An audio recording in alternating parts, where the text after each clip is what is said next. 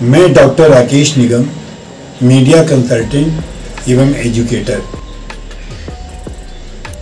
मैंने educational television Lucknow में 35 वर्ष तक अपनी सेवाएं प्रोड्यूसर के रूप में दी और लगभग 300 शैक्षिक टेलीविज़न कार्यक्रमों का निर्माण किया।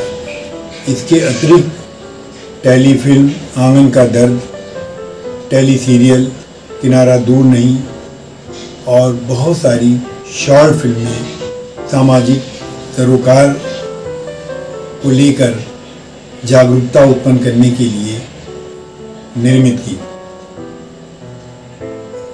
आज हम बात करेंगे टेलीविज़न के कल, आज और कल के संदर्भ में, यानी बीते हुए दिनों में जब टेलीविज़न की शुरुआत हुई क्या था, आज क्या है और आने वाले दिनों में क्या स्वरूप होगा। सबसे पहले तो मैं ये बता दूं, टेलीविज़न की जब शुरुआत हुई 15 सितंबर 1959 में, तो वो पूरी तरह से सरकारी नियंत्रण में था और आकाशवाणी दिल्ली के स्टूडियो में दूरदर्शन के स्टूडियो की स्थापना करके कार्यक्रमों का निर्माण किया गया और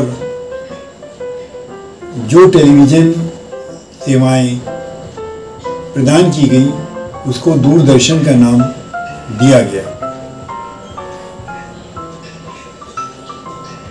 इस संदर्भ में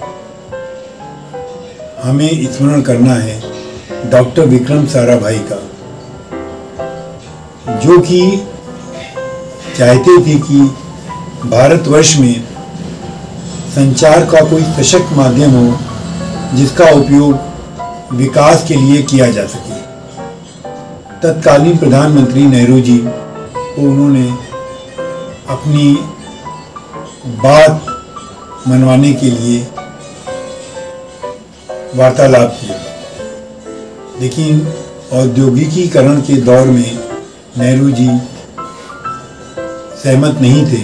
लेकिन डॉक्टर विक्रम साराभाई के अथक प्रयास से नेहरू जी मान गए और टेलीविज़न की शुरुआत सरकारी नियंत्रण में दूरदर्शन सेवा के नाम से हो गई।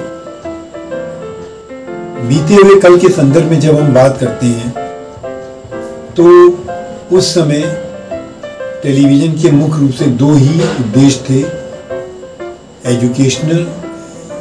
बीते हुए कल के संदर्भ में जब हम बात करते हैं तो दूरदर्शन के उस समय दो उद्देश्य निर्धारित किए गए, सूचना और शिक्षा। फिर धीरे धीरे मनोरंजन को भी शामिल किया गया और दूरदर्शन तीनों उद्देश्यों की पूर्ति करने लगा, सूचना, शिक्षा और मनोरंजन। दूरदर्शन का 1970 से लेकर 80 के बीच में एक सुनहरा वक्त था, जबकि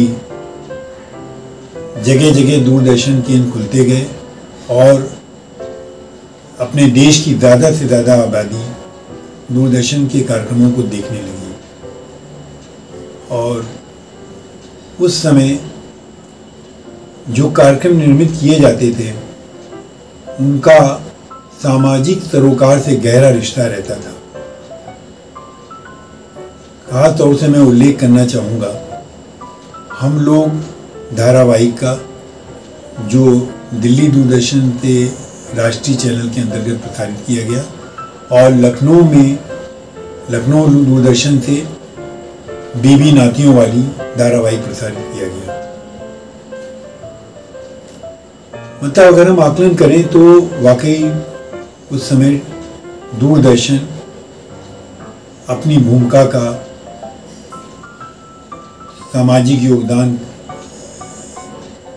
में जागरूकता उत्पन्न करने के लिए अपनी अहम भूमिका निभा रहा था। ये भी उल्लेखनीय है कि उस समय केवल दर्शक दूरदर्शन ही देख रहे थे और उसको किसी प्रकार की कोई चुनौती नहीं थी। लेकिन गल्फ वार के दौरान CNN प्राइवेट चैनल को लोगों ने देखा और गल्फ वार का उसमें सजीव प्रसारण भी देखा। बस वहीं से शुरुआत हुई कुछ प्राइवेट चैनलों की, फिर ZTV आया और भी खुलते गए टेलीविज़न, स्टार वगैरह। फिर भी मतलब नहीं, एक अगर देखा जाए तो अब उसको दूरदर्शन को एक चुनौती मिल रही थी प्राइवेट टेलीविज़न चैनलों के द्वारा। लेकिन फिर भी दूरदर्शन अपने अस्तित्व को बचाए रखने में सफल रहा। लेकिन फिर धीरे धीरे ऐसा हुआ कि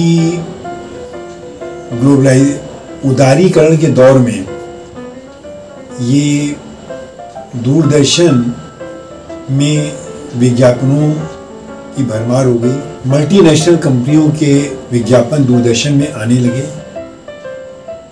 और दूरदर्शन एक सेल्समैन की तरह कार्य करने लगा।